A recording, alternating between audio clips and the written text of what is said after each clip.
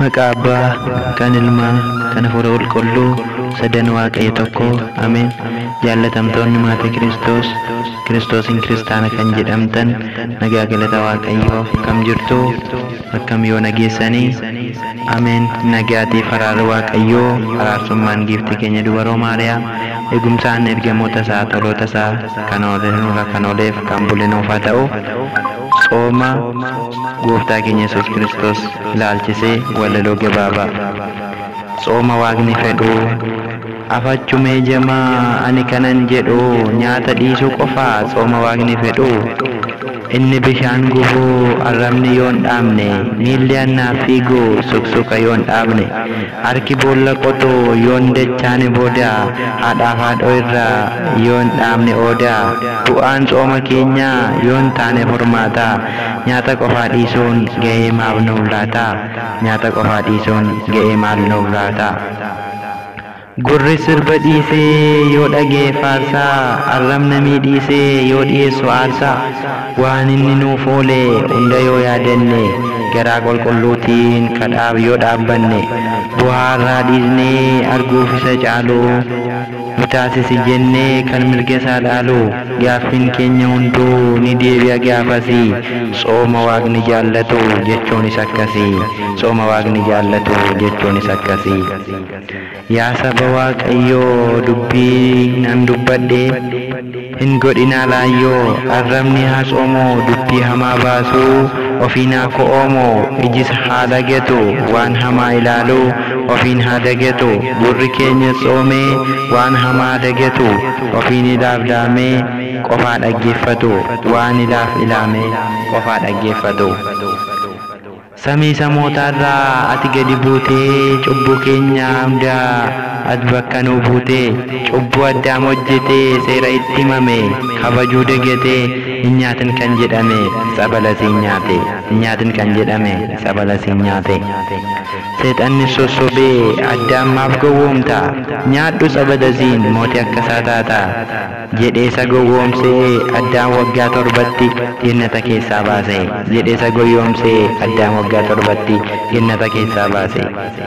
Waaqni garuu dhiisee addaamin ilaalee silas gatuun fedhu hojii harka isaallee kanaaf akkas jedhee waadaa isaaf galee sanyii kee keessaa gadi bu'eetanii dhufee si fayyisaa obsiina eeggadhu guyyaan isaan bubbulu guyyaa 5 walakkaadha kanaas hin tutturu guyyaa 5 walakkaadha kanaas hin tutturu.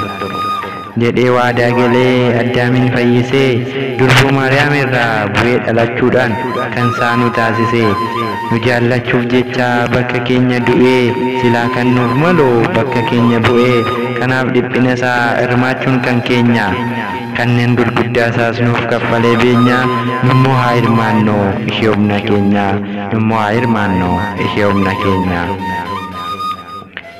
Samii irraa akka bu'ee naala nu mijeessee sanbata kiristaanaa kan nuuf qulqulleesse fiinota loozaatti Yaaqoob kan arge iddoo lalistuudha margi keessatti margee foonii fi dhiigni isaa iddootti faca'e mana qulqullummaa dhufee nuuf racca'e mana qulqullummaa dhufee nuuf racca'e.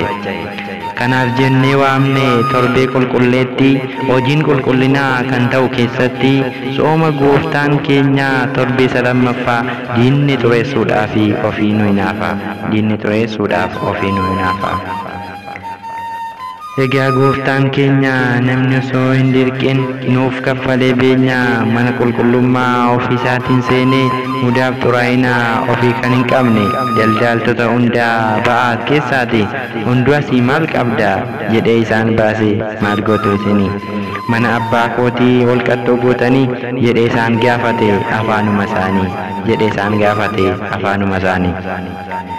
Egaa Gooftaan keenya asiif achi deemee dhukkubsattoota foonii ajaa'iba isaatiin dhibamtoota hafuuraa lallaba isaatiin ofuma isaatiin fayyisaa kan ture nunis immoo har'aa hidhaatiin ofure nunis immoo har'aa hidhaatiin ofure. Kana hundaa nuuf godhee inni ofii isaa dhiisee nama biraa hedduu bishaan bira ciise siree kee baadhuuti ka'ii deemi jedhee Gooftaan hundaa moo akka inni fayyu fedhe Gooftaan hundaa moo akka inni fayyu fedhe innis ka'ee deemee siree isaa fudhatee dabaree isheen baattis harrammoo baadhatee baatee osoo deemuu siree isaa gaafasii seexanni isa gorsee gooftaa kee qasasii innis bira ga'ee warra Yihuudootaa jecha irra kaa'ee gooftaa kan gooftotaa jecha irra kaa'ee gooftaa kan gooftotaa. Gooftaan keenya Yesuus waa'ee dhufaatii isaa barattoota isaa dhaabbatee barsiisa. Fakkeenyawwan hedduu afaan isaan fudhatee mallattoo dhufaatii isaa barattoota isaa walitti qabatee gaara ejersaa irratti waan hedduu dubbate. Adaraa isinitti kenname eegi akkoo jedhame akkuma beekame meetii hedduu qaba Waaqayyo nu harkaa. Maaf fiixaan hin baafnu maaf nu harkatti cabaa. Kennaa faarfannaa kee yoo kaatee awwaalte kaatee faarfachuu kees yoo namaan madaalte dafii of qajeelchi sin hirkaa fuudhama. Yeroo fudhatamus kan biraaf kennama. Yeroo fudhatamus kan biraaf kennama. Egaa gooftaan keenya Yesus Kiristoos bara mootichichaa bara Phiilaaxoos Yesuuf Niqoodimoos reeffa isaa fuudhanii fannoorraa buusanii yommuu awwaalanii inni garuu hin hafne du'ee du'aa ka'e. Achumaan hin hafne gatiin keenya ba'e. Achumaan hin hafne gatiin keenya hin ba'e. Torbee inni dhumaa fi inni saddeettaffaa kan nuti jennee waamnu maqaan isaa Hosaa'inaa. Egaa rafuu hin qabnu maaf cistu hin taa'inaa jennee faarfannu ammas Hosaa'inaa. Inni maqaa Waaqayyootiin dhufu galateeffamaadha. Tikseen keenya hin mugurrafu saba isaatiif ho'aadha. Tikseen keenya hin mugurrafu saba isaatiif ho'aadha. Hosaa'inaa jennee waamnu maqaa isaa. Egaa kan gammanne nuti ijoolleensaa bartoota isaa keessaa nama lama waamee haadhaaf ilmoo keessaa ilmoo harreetti hime. Hiikaatii naa fidaa jedhee isaan ajajee akkuma ishee hiikee hidhaatii nu hiikee gooftaan kan filate horii keessaa harree. Egaa nuti immoo har'aa kanarraa maal barree? Nuti kan filannu waan baay'oolii keessaa kan keessaa fudhannu wanta babba'eessa. Gooftaan keenya garuu isa akkasiin jenne namni kan bira taru inni hin tuffanne. Warra gadi jedhan inni immoo ol qabaa. Warra of tuulan fedhan inni immoo gadi qabaa. Kanaaf jedhee filee innis ilmoo harree. Nutis immoo har'aa isa kana barree. Nutis immoo har'aa isa kana barree. Nutis ni yaadannee guyyaa Hosaa'inaa warra gad jedhanitti adaraan qoosinaa. Warra gad jedhanittis adaraan qoosinaa.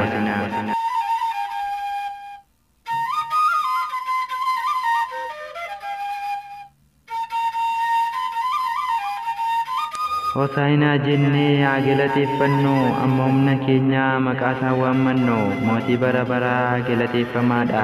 Inni hin rafu saba isaatiif ho'aadha. Inni hin rafu saba isaatiif ho'aadha. Mootii bara baraa nuuf jedhee dhiphatee ati waaqa araaraan dhiphina fudhatte nuuf dhukkubde hooti. Siin kan si dhukkube naaf dhukkuba kooti.